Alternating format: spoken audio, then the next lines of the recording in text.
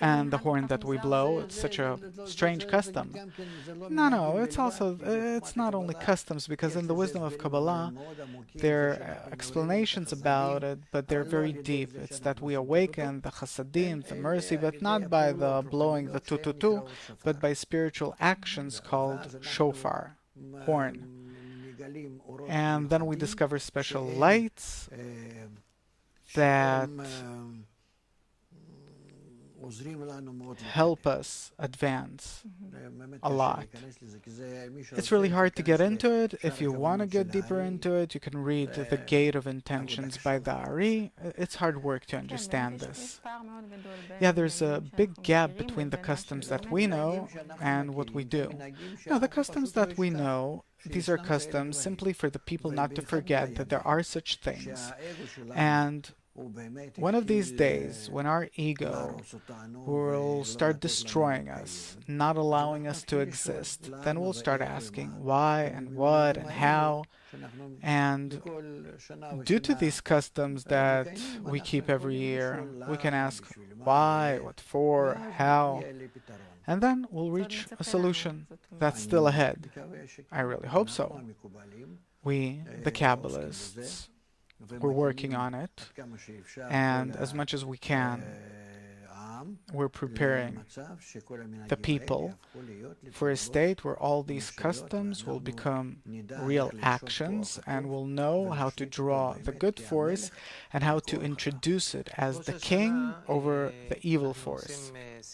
On Rosh Hashanah, we have a special meal with different symbols and foods, and maybe the most common blessing on Rosh Hashanah is for us to have a good and sweet year. We even take an apple, we dip it in honey, and we eat it to have a good and sweet year. What is a sweet year in your eyes?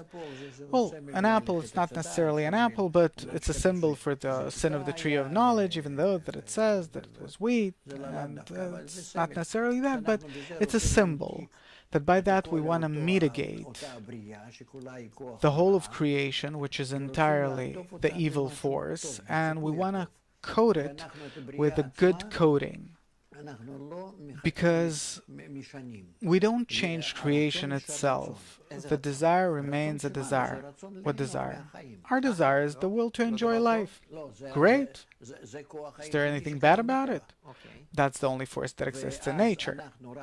And then we only have to peel off it, the evil shell. That's why it's called a shell, which is the intention in order to receive. Meaning that I want to derive pleasure from the entire world. I don't care about the world, but what I care about is my pleasure. Therefore, my desire is called the evil inclination.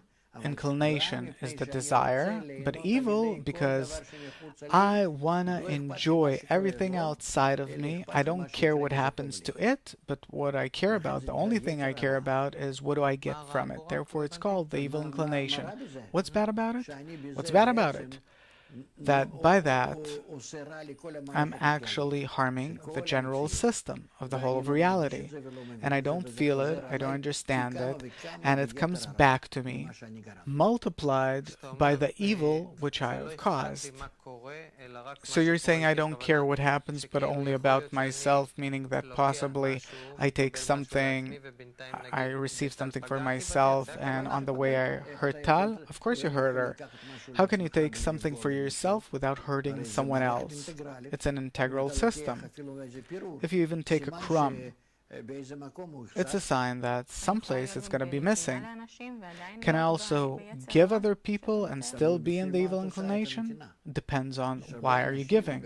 There are many people in our world, different environmentalists and so on, that care for the world so that the world will become a better place. In the meantime, the world is becoming a worse place.